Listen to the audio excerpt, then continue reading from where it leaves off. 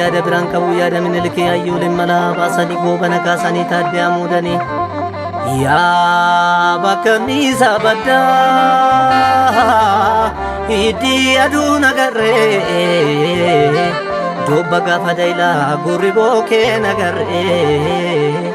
Oromoo waliif gaaddisa Oromoo waliif nugusa duruu Bowa sanuu nagarree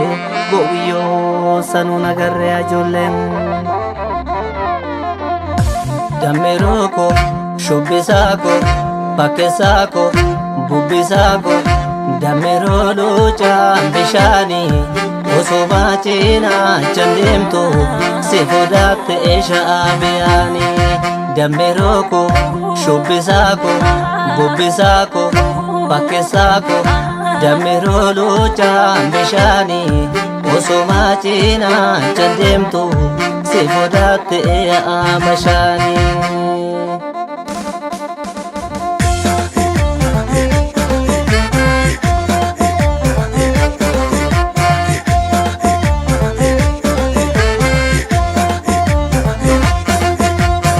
Beka dite lolu ayo tema jisembulu gamisi lamme falu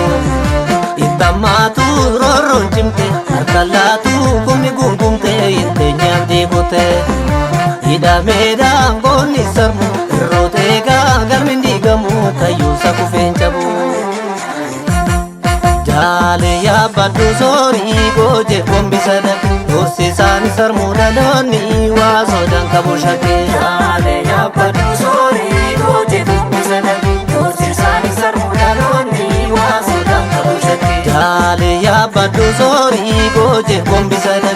Sisani sarmuda loni waso dan kabushake jale ya padu sori goje kumbisada Sisani sarmuda loni waso dan kabushake jale ya padu sori Jale ya padu sori waro nuga tu ifta Jale ya padu sori biftu nite naftu Jale ya padu sori ni bati onka buka Jale ya padu sori goje kumbisa lagi dosti sani sarmuda doni wazo dan kabushake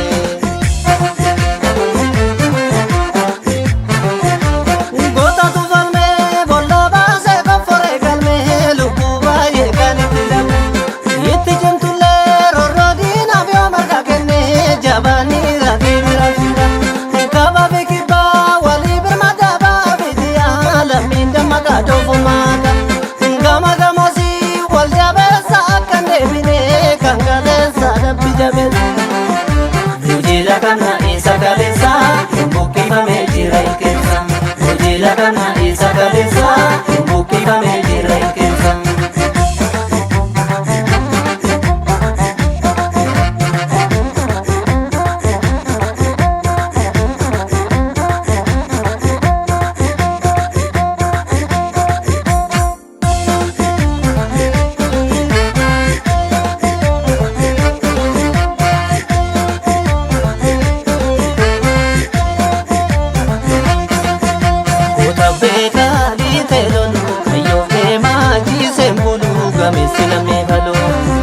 Itamatu roron jimte harkalatu kumi gungumte intenya dibute